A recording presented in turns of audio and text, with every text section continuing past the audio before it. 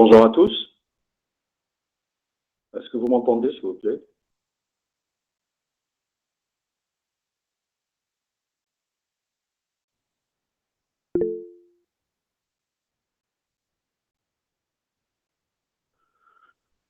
Bonjour. Désolé pour ce petit retard. Et donc, sans tarder, je vais commencer le deuxième chapitre. Donc, dans le premier chapitre, on a eu à apprendre quelques notions sur le concept de l'interopérabilité des systèmes dans un cas général et plus particulièrement pour l'informatique et les télécommunications.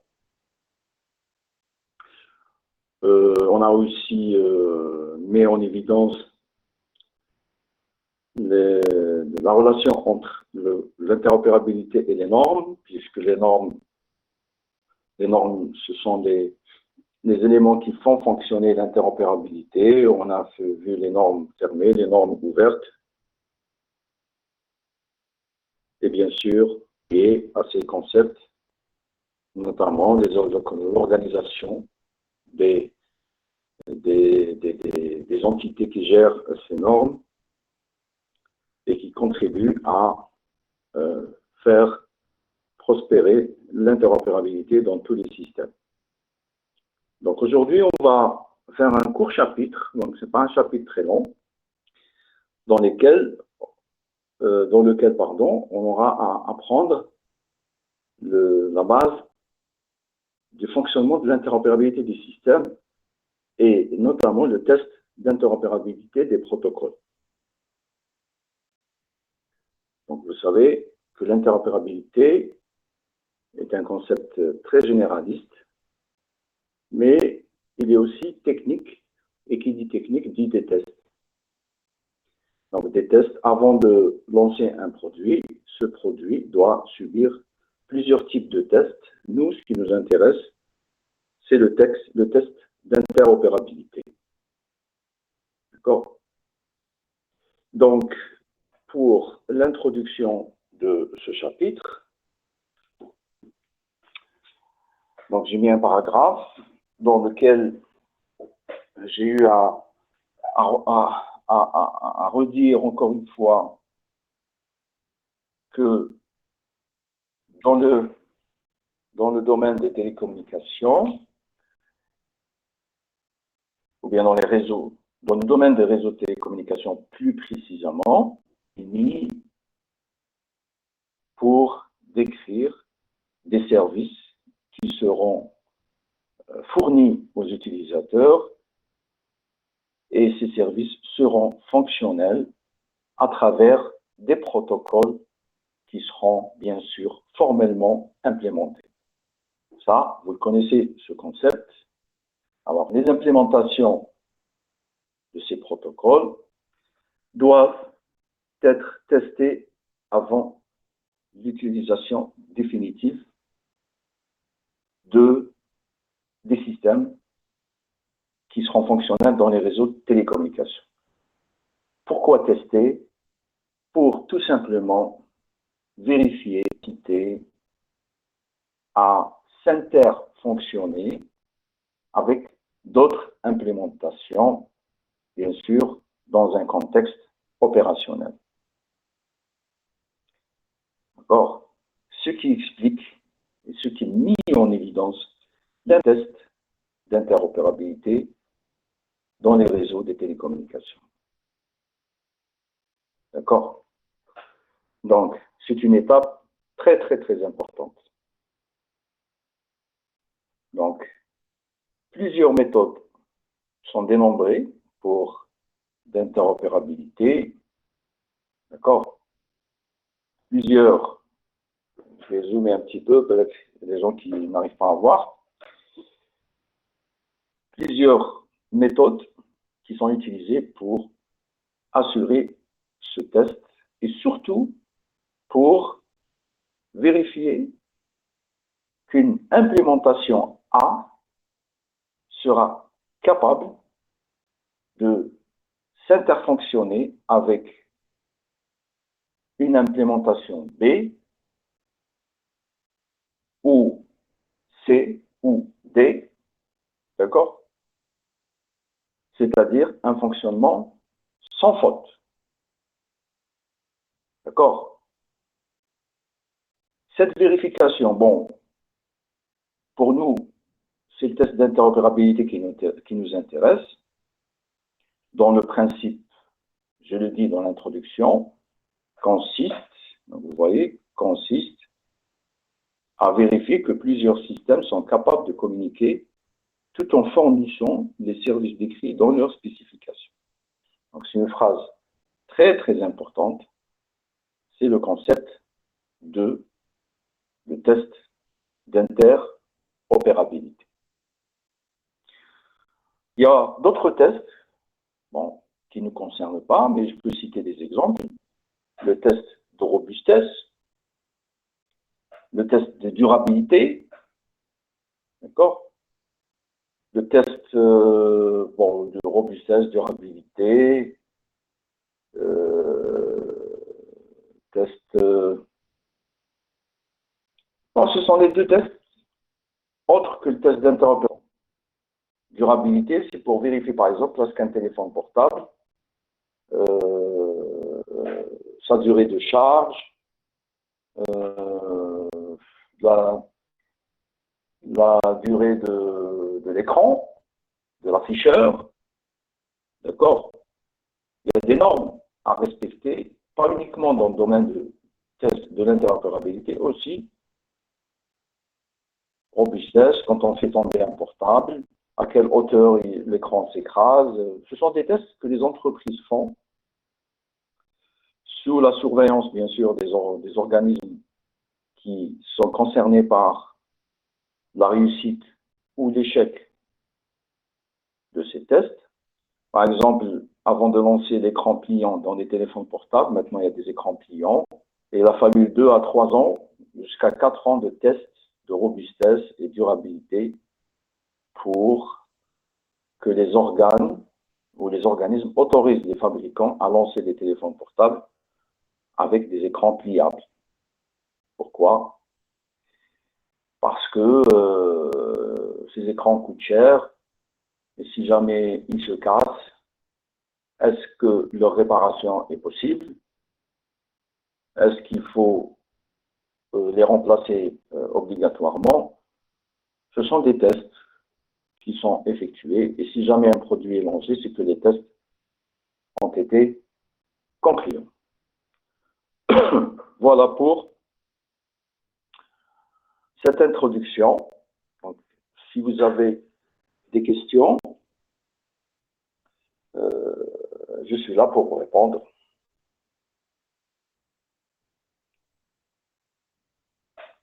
Pour des propositions, des remarques.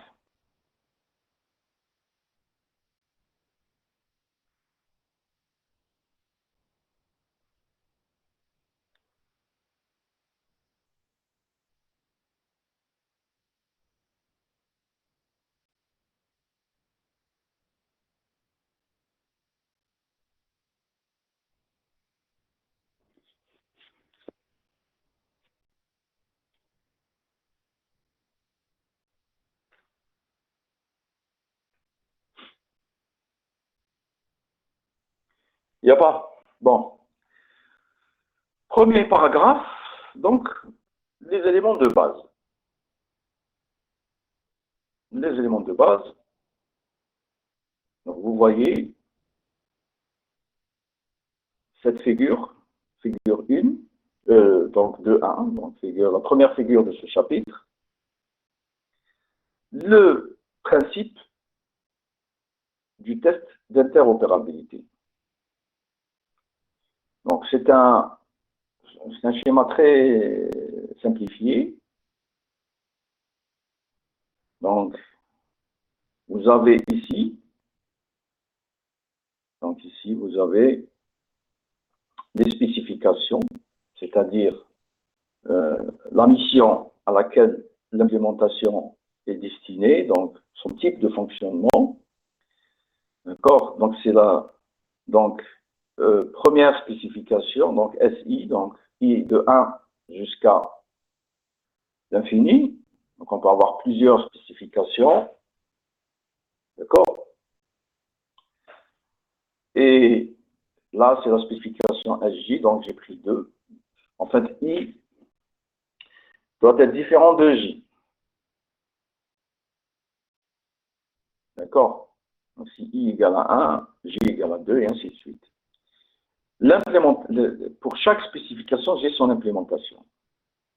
Et le test d'interopérabilité est effectué sur les implémentations. Donc, c'est-à-dire les systèmes. D'accord? Et donc, une implémentation II et une implémentation IJ.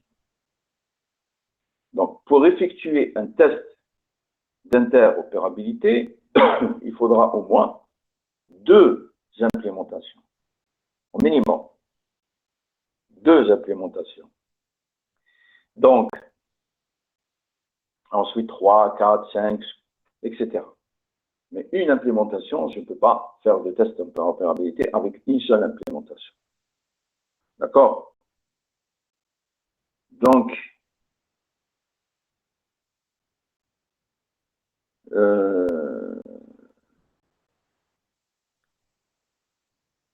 si je reviens au paragraphe, donc pour la figure, je pense que c'est clair.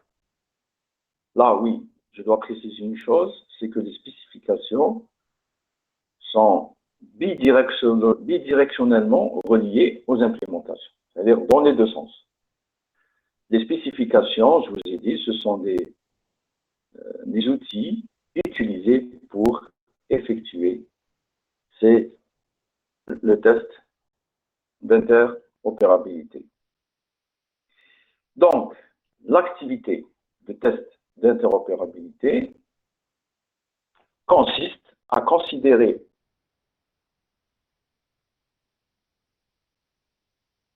donc c'est le système que je vais tester, donc en anglais, System Under Test,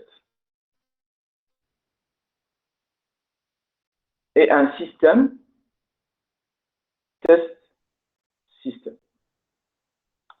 Donc j'ai 2 environnements. SUT, donc c'est le système sous tel système que je vais tester. Et les systèmes de test, TS, c'est le système que j'utilise pour tester. D'accord? Donc, automatiquement, le SUT, le système sous test, et le TS, le TS, test système, communiquent. Ils communiquent dans les deux sens. D'accord? Donc, suivant le type de test ou bien le contexte de test, le système sous test, c'est ce qui est en bas. Donc, ce sont les implémentations et composé d'une ou de plusieurs implémentations à tester qu'on les appelle IUT. En anglais, Implementation Under Test. Ils sont là. Donc, c'est les IUT. Je dois tester. Donc, comment, dans la théorie, comment est effectué ce test d'interopérabilité? Il est fait à travers la génération à partir des spécifications des systèmes, qui sont là, les SI et les SJ, pour ce qu'on appelle les cas de test, qu'on appelle en anglais test case. D'accord? C'est quoi les cas de test? C'est le but de l'utilisation des implémentations. Si par exemple je dois tester le Bluetooth entre ces implémentations, c'est-à-dire est-ce que si j'ai 2 téléphones portables de marques différentes, je dois tester le Bluetooth, est-ce qu'il fonctionne convenablement du premier téléphone vers le deuxième téléphone? Donc, le cas d'utilisation, c'est Bluetooth. Il y a d'autres cas. d'utilisation. D'accord? Donc, le cas d'utilisation ou le cas du test case, il est exécuté dans le SUT, c'est-à-dire en bas. D'accord? Voilà. Et finalement, le TP, le test purpose, d'accord, c'est l'objectif de la génération de ce test. C'est-à-dire, combien de temps, par exemple, si je reste sur l'exemple de Bluetooth, je vais tester combien de temps lui faut-il à ces deux portables pour qu'ils soient connectés réellement en Bluetooth. Est-ce que c'est 10 secondes, 5 secondes, 5 secondes, 2 secondes, 1 minute? Ce sont les tests. Et c'est les TP. C'est les objectifs du test. D'accord? Donc, l'objectif de test, c'est une propriété décrite pour vérifier les spécificités lors des tests. D'accord? Donc, je peux avoir un test élémentaire, je peux avoir plusieurs tests. D'accord? Et lorsque je suis dans le cas de plusieurs tests, donc, j'appellerai ceci une suite de tests. Donc, si je prends deux téléphones portables de marques différentes, je vais faire plusieurs tests, une suite de tests. Bluetooth, communication vocale, etc. D'accord? Etc. Donc, je peux faire plusieurs tests pour les deux. Les tests d'interopérabilité. Je peux faire un test d'interopérabilité entre un portable et un modem Wi-Fi. C'est-à-dire, combien de temps faudra-t-il au terminal de se connecter à un modem ou un routeur Wi-Fi? Donc, plusieurs tests. D'accord? Pour vérifier cette interopérabilité entre deux implémentations. D'accord? Donc, si je reviens à la figure que je vous ai montrée, je peux dire d'ores et déjà que le test d'interopérabilité, il met en relation plusieurs implémentations. Donc, le test d'interopérabilité met en relation plusieurs implémentations. C'est déjà un premier élément informatif. Donc, je reviens à la figure. Donc, je l'ai déjà expliqué. Donc, là, je l'écris dans le texte. La figure, c'est de décrire le contexte de test d'interopérabilité pour deux implémentations. Et lorsque je suis dans ce cas, lorsque j'ai deux implémentations, c'est un cas qu'on peut appeler one-to-one. Donc, test d'interopérabilité one-to-one. C'est-à-dire une implémentation II avec une implémentation IJ. Donc, chacune de ces deux implémentations est considérée comme étant une boîte noire. D'accord? C'est une boîte noire. On ignore ce qu'il y a à l'intérieur. D'accord? Pour éviter l'espionnage industriel. D'accord? Quand on veut tester deux implémentations qui proviennent de deux constructeurs, et bien sûr, l'intérieur doit être secret. D'accord? Pour éviter les cas. C'est pour ça qu'on les appelle boîte noire. L'objectif de ce test est de s'assurer que les deux implémentations s'interfonctionnent, c'est-à-dire interagissent correctement, sans faute, ou bien avec un taux d'erreur vraiment très bas. Et en plus de cette interaction, ces deux implémentations doivent fournir des services qui sont prévus dans leur spécification, c'est-à-dire dans leur fiche de fonctionnement, ces deux implémentations fournissent un service de routage de données, par exemple. D'accord? Ces services doivent être vérifiés pendant le test d'interopérabilité selon le cahier de charge. Et cela pendant leur interaction, c'est-à-dire je ne peux pas vérifier, je dois les vérifier pendant qu'ils sont en interaction, en même temps. Ça, c'est très important. C'est vraiment très, très important. D'accord? Est-ce que c'est clair, ce que je viens d'expliquer? Bonjour, monsieur. Oui, bonjour. J'ai compris ce qu'est les spécifications, en fait. Les spécifications, bon, comment pourrais-je vous donner un exemple?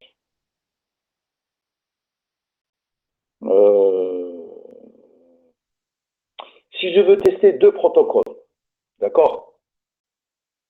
Protocole MAP, qui est utilisé dans l'envoi des SMS, et le protocole dans l'envoi des SMS dans un réseau GSM, et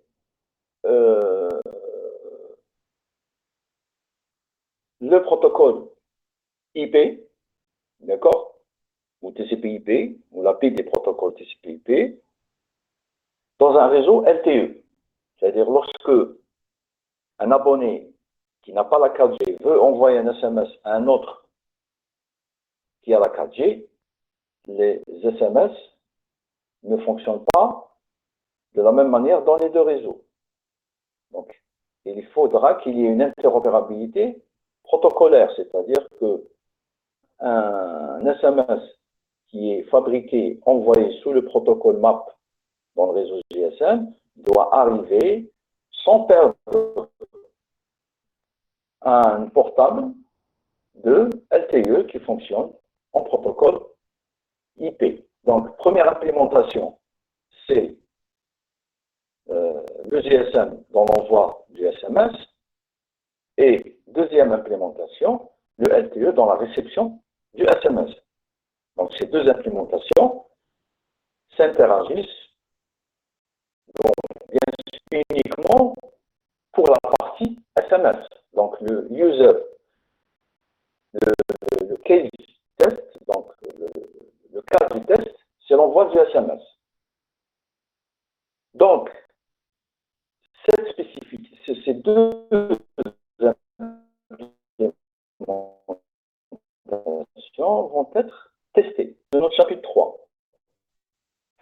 Un exemple de cas d'interopérabilité, c'est l'envoi des SMS entre un réseau commutté en circuit, c'est-à-dire un réseau GSM, et un réseau commutté en paquet, c'est-à-dire un réseau LTE.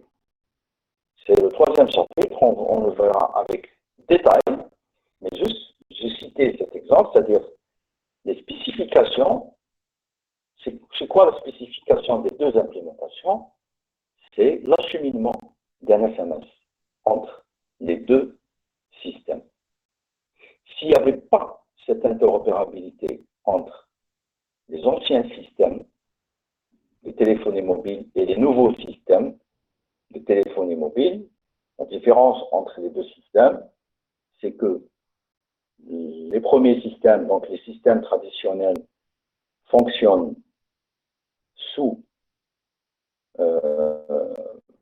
en communication de circuit avec des protocoles qui ne sont pas le type de la pile protocolaire TCP/IP, alors que les nouveaux réseaux mobiles, que ce soit la 4G ou la 5G, fonctionnent en PS, Packet Switched, fonctionnent en communication de paquets sous le protocole. Si les organismes n'ont pas pu atteindre cette interopérabilité, le SMS serait mort aujourd'hui. Le SMS serait mort.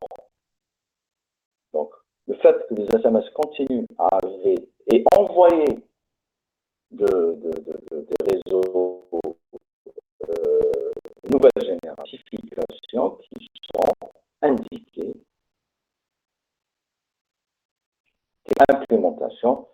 quoi l'implémentation? C'est l'ensemble des éléments concernés par l'envoi d'un SMS. Ces éléments sont en majorité des éléments programmés. Donc, c'est du logiciel. D'accord? Voilà. Est-ce que j'ai répondu à votre question, Oui, mademoiselle? monsieur, merci, c'est bon, c'est clair. C'est quel nom? Vous saviez. Je m'arrête Oui, pour poser la question.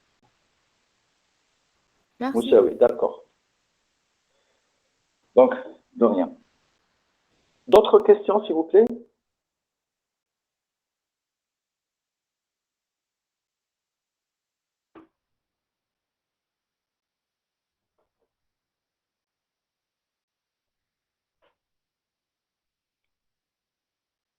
Pas de questions. Bon. Paragraphe, on va maintenant rentrer dans le détail. D'accord? Dans le détail, bien sûr, uniquement par rapport au test d'interopérabilité. Là, on va parler de l'activité du test, c'est-à-dire comment le test est effectué, quel que soit le cas de test. Comment se fait l'architecture? Parce qu'il faudra une architecture pour réaliser dans les bonnes conditions ce test d'interopérabilité. Il faudra une architecture, bien sûr. Il y a plusieurs architectures. Il y a plusieurs types d'architecture. D'accord? Donc, premier élément à retenir, c'est la spécification du système. C'est-à-dire, est-ce que le système est constitué d'une ou de plusieurs implémentations? Donc, c'est le premier élément. Deuxième élément, c'est décrire les objectifs du test que je dois effectuer sur le système. Donc, deux éléments essentiels. Fixer la spécification du système. J'ai combien d'implémentations? 1, 2, 3, 4, 5, 6, 7, 8, etc. Et la deuxième, c'est l'objectif. C'est pour envoyer un SMS, c'est pour interconnecter un réseau fixe avec un réseau mobile, ou bien un réseau mobile avec un réseau fixe, si c'est pour envoyer une trame encapsulée en IP4 vers une trame encapsulée en IP6, d'accord? Ou bien si je dois envoyer une trame de données en ATM vers un système qui doit les lire en protocole IP, etc., etc. Ce sont les objectifs du test. Donc, pour pouvoir réaliser cette activité de test, je l'écris, je l'ai bien écrit. Cette étape comprend d'abord la description des objets en présence avant de commencer le test. C'est-à-dire spécifier les systèmes à tester. Réaliser la configuration adéquate. C'est-à-dire les ou le système, comment ils seront testés.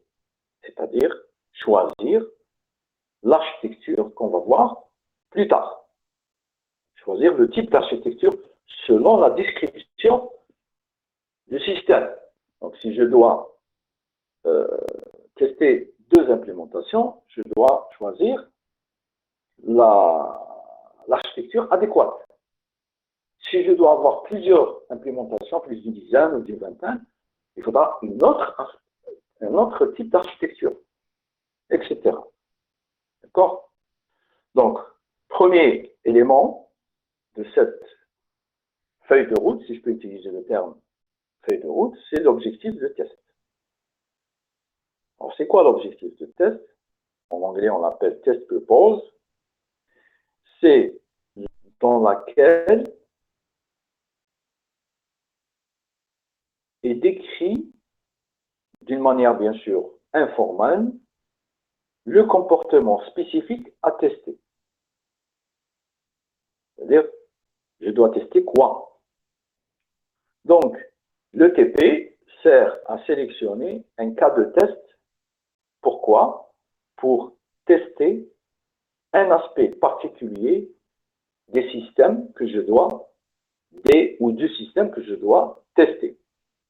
Généralement, le TP, le test purpose, c'est une suite ou un enchaînement d'actions à réaliser. Et ces actions ne seront pas obligatoirement consécutives. D'accord? Donc, ces actions, je dois les réaliser pendant l'exécution des tests. Et non pas avant ou après. Pendant. Donc, ceci est le concept, le principe de l'objectif de test.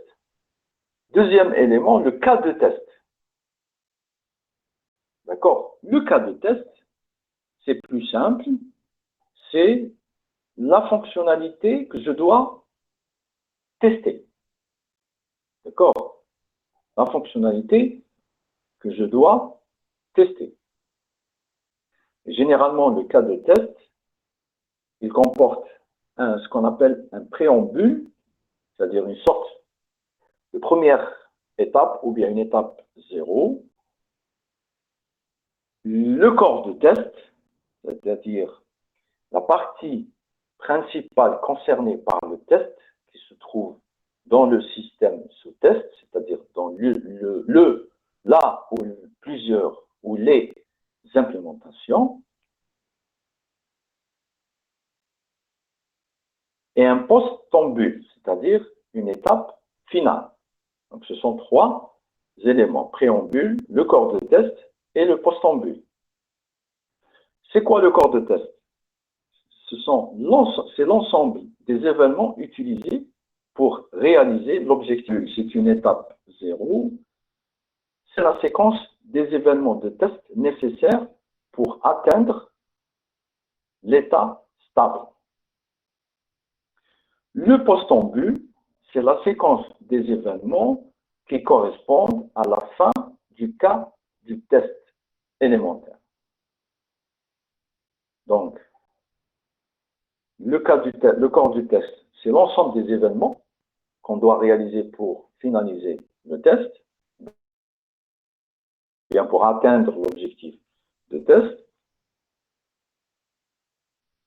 Préliminaire de tous les événements nécessaires pour atteindre l'état stable des tests. D'accord? C'est quoi l'état stable? Quand je réalise des chiffres, c'est les chiffres que je dois noter sont un petit peu différents, plus ou moins différents. Lorsque ces chiffres deviennent plus ou moins très rapprochés, c'est ça l'état stable. D'accord? C'est une courbe stable. C'est-à-dire qu'il n'y a pas beaucoup de variations de décroissance ou de croissance. C'est une courbe que je dois réaliser. Lorsque la courbe devient stable, c'est que j'ai fini avec le préambule.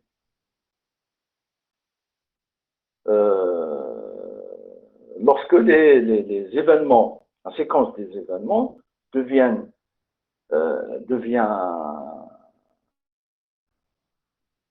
c'est-à-dire, comment dire, je cherche le mot, deviennent constantes, c'est-à-dire aucune variation.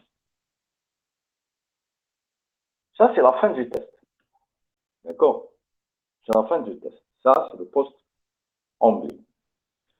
Troisième élément, aussi important que les deux précédents, le verdict. Le verdict, c'est-à-dire vérifier est-ce que le test d'interopérabilité est concluant ou bien non concluant. C'est-à-dire échec ou réussite. Le verdict, comme son nom l'indique, c'est le résultat de l'exécution du test, bien sûr, sur le SUT, c'est-à-dire le système à tester.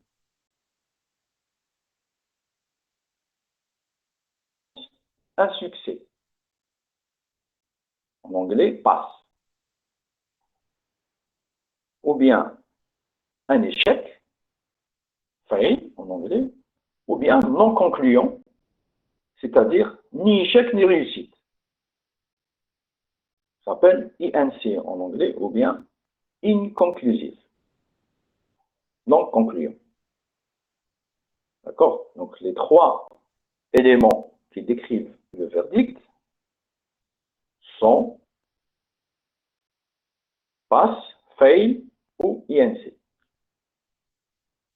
D'accord?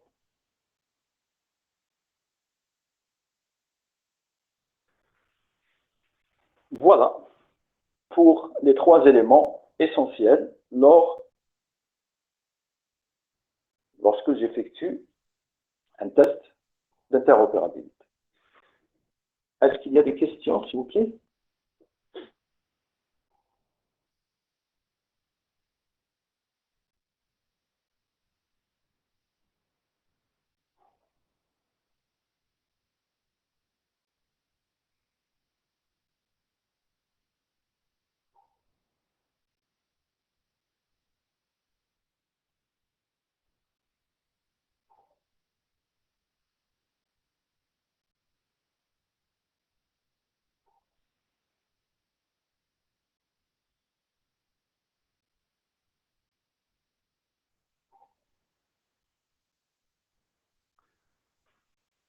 Il y a une question?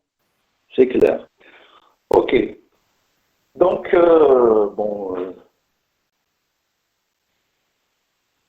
je passe au troisième paragraphe. D'accord? Troisième paragraphe de cette problématique, à savoir la réalisation d'un test d'interopérabilité.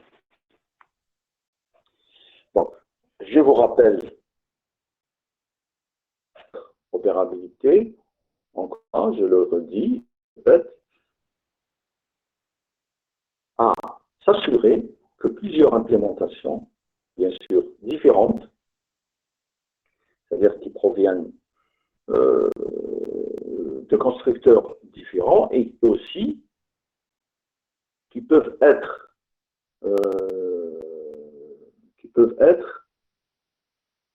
d'une fonctionnalité différente, mais un même but à atteindre. C'est-à-dire, je peux tester, par exemple, une interopérabilité entre un routeur, bien un modem, avec un terminal, que ce soit une tablette, un téléphone portable ou un ordinateur. Donc le modem et l'ordinateur, ce sont deux implémentations complètement différentes. Mais la fonctionnalité que je dois tester, elle est commune, c'est-à-dire une connexion entre les deux implémentations pour pouvoir naviguer sur Internet, par exemple. Donc le but, l'objectif, c'est naviguer sur Internet. Donc, s'assurer que plusieurs implémentations différentes interagissent correctement tout en rendant le service assuré. Voilà. C'est ça le test d'interopérabilité. Donc, le test d'interopérabilité consiste à s'assurer que plusieurs implémentations différentes interagissent correctement tout en rendant le service assuré. Donc, pour pouvoir réaliser cette épineuse opération, la plupart des cas de tests d'interopérabilité sont décrits à travers la définition des propriétés que les tests doivent permettre à vérifier. D'accord? C'est-à-dire que pour chaque test d'interopérabilité, des propriétés sont à vérifier une par une pour pouvoir atteindre l'objectif de ce test.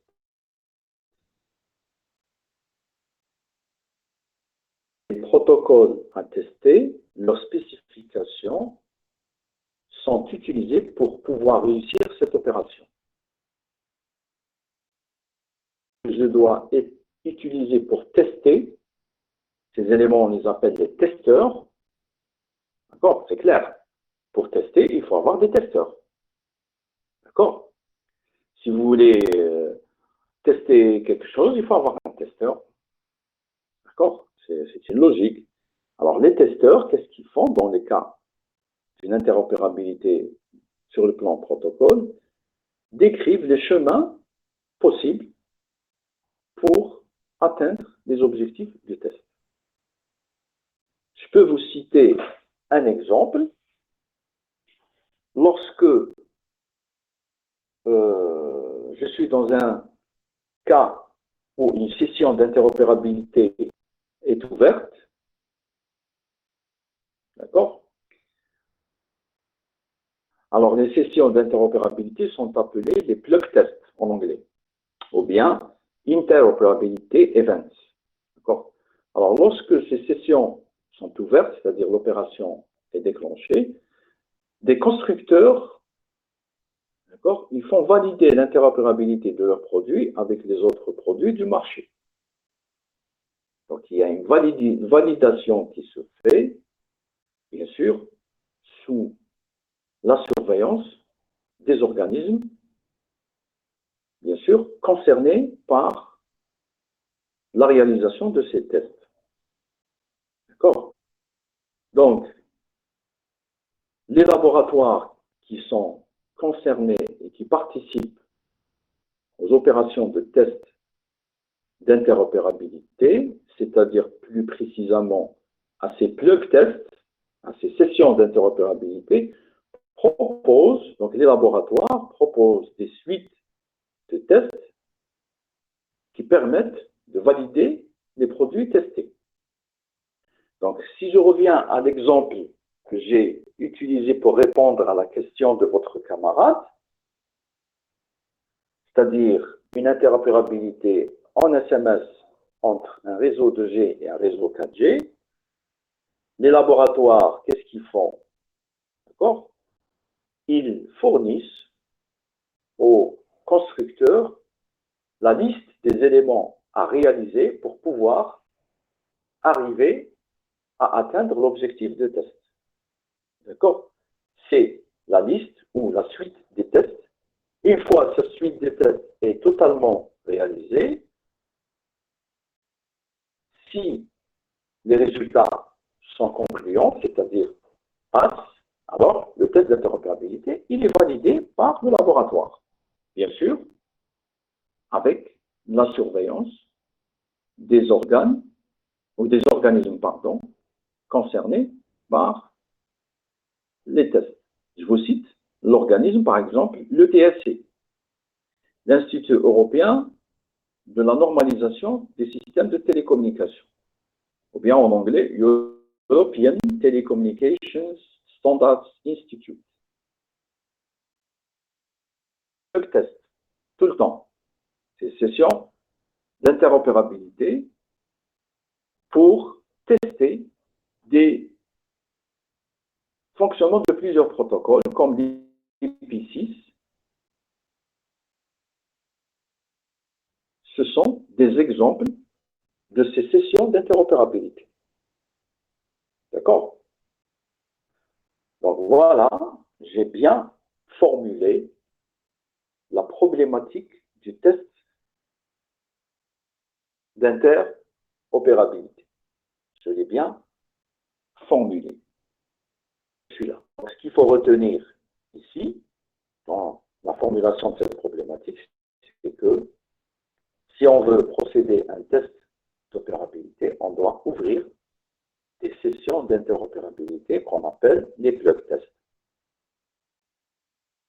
Les plug tests, les constructeurs des produits à tester, les laboratoires qui donnent les éléments nécessaires pour pouvoir réaliser ces sessions, et bien sûr, les organismes qui ont lancé ces plug tests, qui attestent la validation de ces tests. Voilà, pour que la production des implémentations testées commence, la production industrielle. D'accord? Des questions, s'il vous plaît?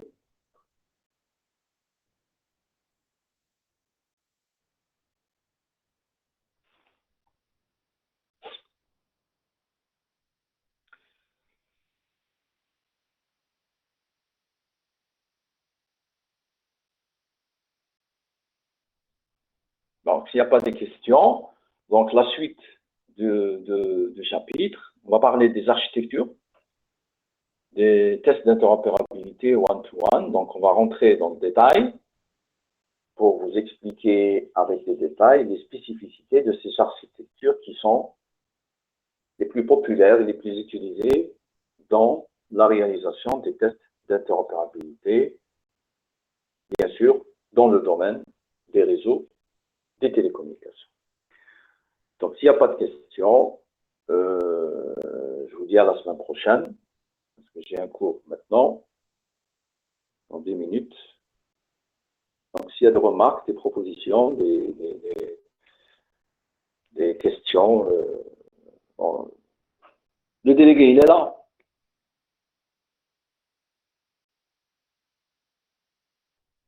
Est-ce que le délégué est présent? Est-ce que vous êtes là, monsieur le délégué? Bon, je vais envoyer le PDF du premier chapitre à votre délégué qui se chargera, bien sûr, de vous l'envoyer ou de partager. Et le deuxième chapitre, une fois terminé, la même chose, je vous enverrai les supports en PDF. Oh. Alors, Yasmine. D'accord. Yasmine Sichaïb me pose la question. Les spécifications. Les spécifications des tests. Ce sont les testeurs. On les verra dans les architectures avec des détails. D'accord? Pour pouvoir effectuer des tests d'interopérabilité A ou bien domaine B, pour chaque domaine, il y a des testeurs spécifiés pour réaliser le test. C'est pour ça qu'on les appelle les spécifications. Mademoiselle Yasmine.